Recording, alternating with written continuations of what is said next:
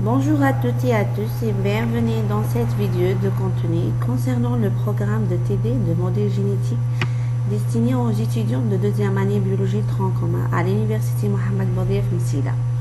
Présenté par moi-même, Dr Fodil Hajar, maître assistance classe B à l'université de Msila. Comme j'ai annoncé dans la vidéo précédente, ce modèle visait pour assurer plusieurs compétences essentielles, notamment les concepts fondamentaux de la génétique. Le modèle génétique est considéré comme l'un des modules importants pour le domaine biologie. Je veux présenter une carte mentale de module. Elle est conseillée aider les étudiants pour visualiser les chapitres ainsi que les objectifs clés de module. En ce qui concerne la génétique, c'est une partie de la biologie, représente la science de l'hérédité. Le TD génétique est étudié 4 unités d'apprentissage. Chaque unité est traitée à travers des séquences pédagogiques. On va étudier brièvement les objectifs de chaque chapitre, le volume horaire, des connaissances et aussi des pratiques pour chaque chapitre. On commence par le premier chapitre. Dans le premier chapitre intitulé le matériel génétique, ce chapitre visait à donner un aperçu général sur les notions de base fondamentales de la matériel génétique telles que l'ADN, un gène, un chromosome, une base azotique, etc. et la structure et caractérisation de l'ADN et aussi expliquer le processus de la réplication de l'ADN. Concernant le volume horaire de ce premier chapitre, elle est présentée par une séance de TD de 1h30 durant 3 semaines et le contrôle de continu, elle est individuelle. À la fin de chaque chapitre, on va faire une évaluation sous forme des interrogations. Maintenant, on passe pour les objectifs de ce chapitre. Ce chapitre, elle a pour objectif de premièrement, définir l'information génétique, c'est-à-dire l'ADN et sa composition chimique et leur structure.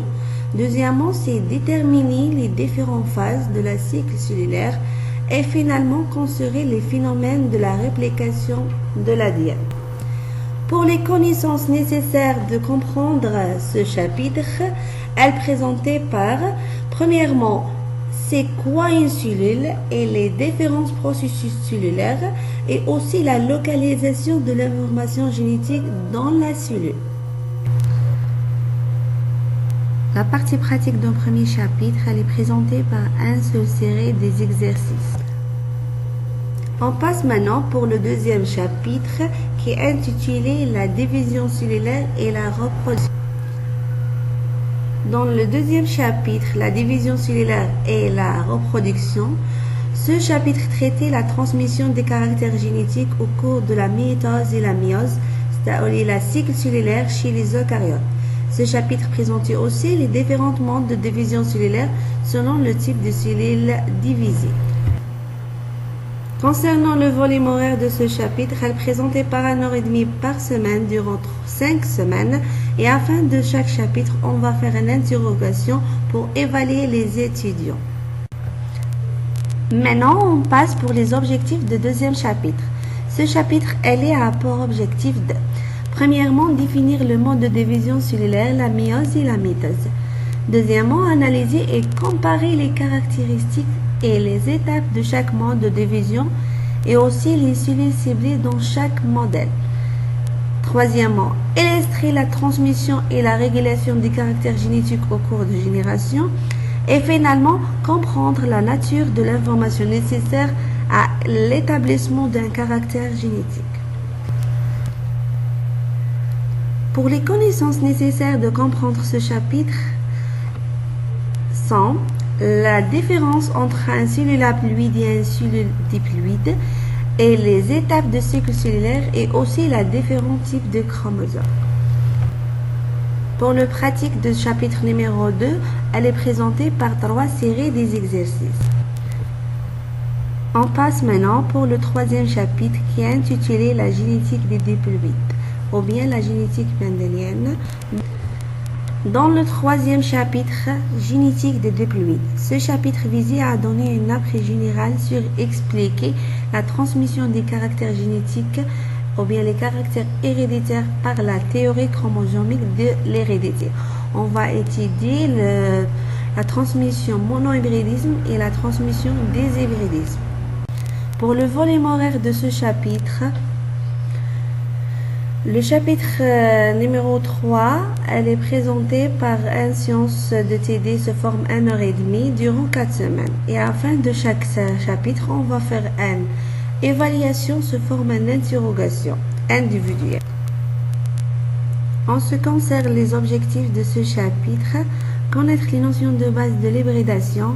Deuxièmement, comprendre les mécanismes de transmission des caractères génétiques d'une génération à l'autre. Maîtriser les lois de Mendel et différencier entre le mode de transmission des caractères génétiques monohybridisme et déhybridisme. Les connaissances nécessaires dans le chapitre numéro 3, l'étudiant doit avoir des connaissances sur la biologie animale, la biologie végétale et ainsi que sur les cours de division cellulaire. Le pratique dans ce chapitre numéro 3, elle est présentée sous forme de séries. La première série, c'est le monohybridisme, la deuxième concernant la déhybridisme. Et enfin, on passe maintenant pour le quatrième et la dernière chapitre, c'est la synthèse des protéines.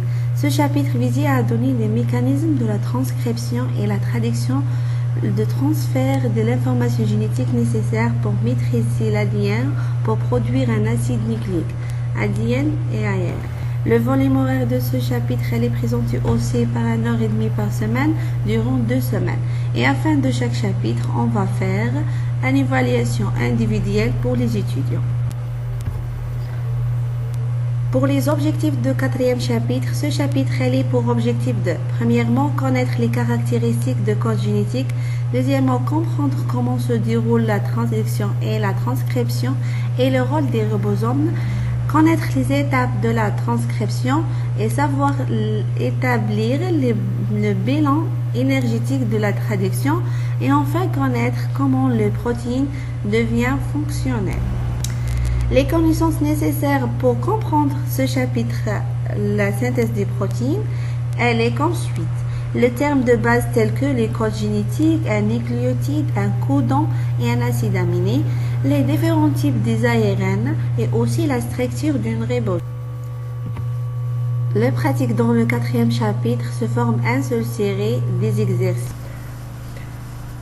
À la fin de cette vidéo, merci pour votre attention et bientôt de nouvelles vidéos.